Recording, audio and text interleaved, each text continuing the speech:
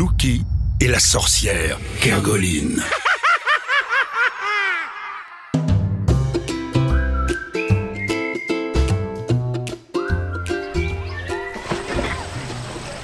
Gabriel, mon chéri, viens te crémer, ça tape fort. Oh, mais maman! Gabriel, tu viens ici. Pendant que Gabriel se résignait à rejoindre sa maman, son frère Yanis et sa sœur Emma s'amusaient comme des petits fous dans la piscine. Halloween ou pas, il faut bien reconnaître qu'il faisait chaud sous ce soleil. Quelques mètres sous la piscine, c'est une toute autre ambiance. Bienvenue dans la caverne de Kergoline, domicile d'une vieille sorcière.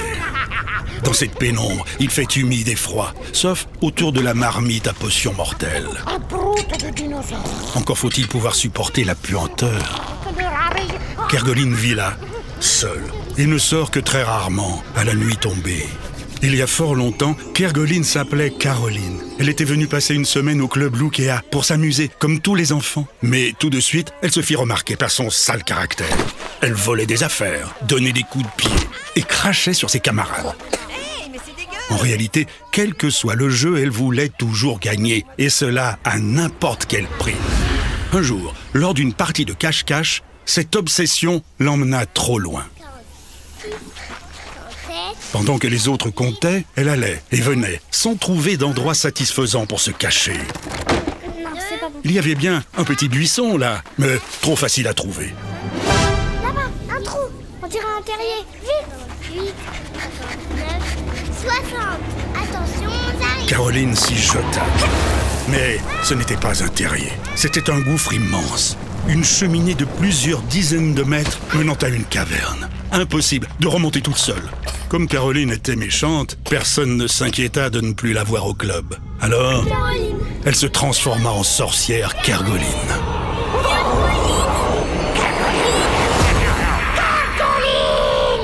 Elle vivait donc là, cachée sous la piscine, supportant difficilement les ploufs et les rires aux éclats des enfants. S'amuse, c'est garnement. Oh, il s'amuse. Qu'il s'amuse en silence! Elle fulminait, folle de jalousie. Toutes ces années passées à enrager, à entendre des milliers d'enfants s'amuser sans elle. Le jour d'Halloween, alors qu'il y avait l'activité habituelle dans la piscine, Yanis eut la mauvaise idée d'imiter une vieille sorcière grincheuse, à la voix chevrotante, pour faire rire la galerie. Qui veut goûter ma bave de crapaud? L'oreille de Kergoline siffla. Oh, ils se moquent de moi, ces petits rigolos. Ils vont voir. Elle but un grand bol de potions mortelles. Et subitement, une masse sombre sortit de terre à une vitesse prodigieuse, sous les yeux incrédules des enfants.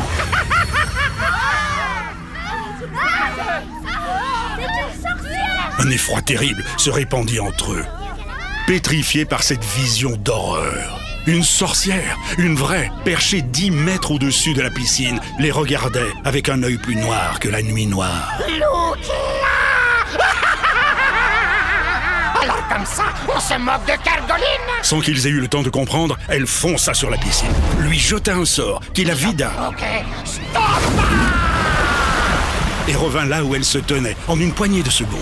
Là, c'est moi, vilaine sorcière. Cette fois-ci, elle tenait Yanis sous son bras, hurlant et pleurant à chaudes larmes. Joyeuse Halloween, Loki. Souvenez-vous de ces jours, comme la dernière fois où vous aurez vu le soleil. Elle tendit le manche de son balai vers le ciel bleu et s'en servit comme d'une baguette magique pour dessiner de gros nuages gris à perte de vue. Puis elle provoqua un orage terrible avec de violents éclairs. Une pluie diluvienne s'abattit sur le club. Dépêche-toi, Gabriel. Emma, attends-moi. Dans la pagaille, tout le monde courut s'abriter là où il le put. Gabriel suivit sa sœur sous un arbre de fortune.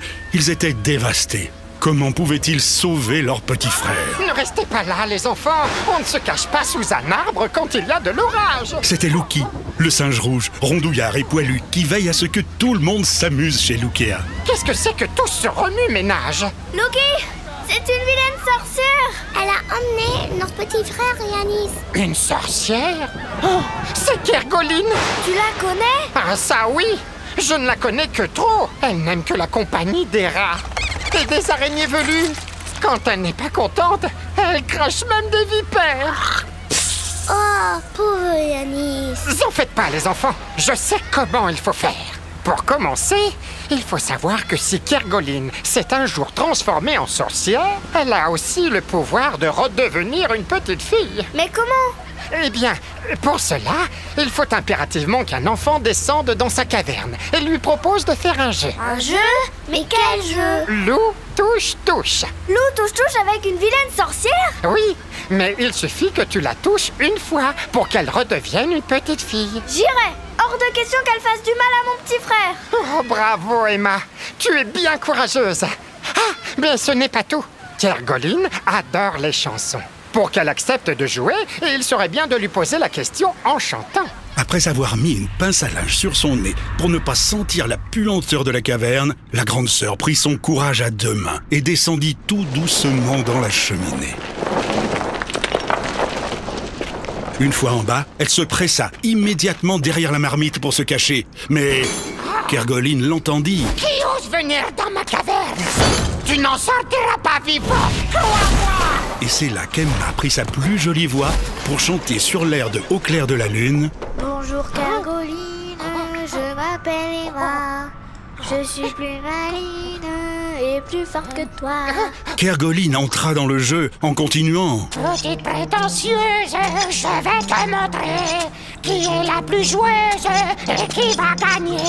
Kergoline virevolta dans la caverne pour essayer de trouver Emma en criant « Je t'aurai. » Selon le plan de Louki, Emma, bien cachée derrière la marmite, n'aurait alors plus qu'à tendre le bras.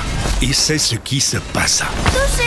Kergoline, furieuse d'avoir perdu, n'eut même pas une minute pour se venger, car petit à petit, sa voix changeait, elle s'adoucissait, elle redevenait une petite fille, elle redevenait... Caroline!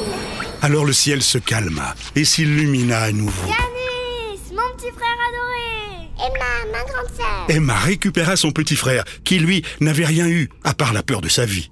Elle ramena avec elle une nouvelle amie, une petite Caroline, tout apaisée. Allez, viens!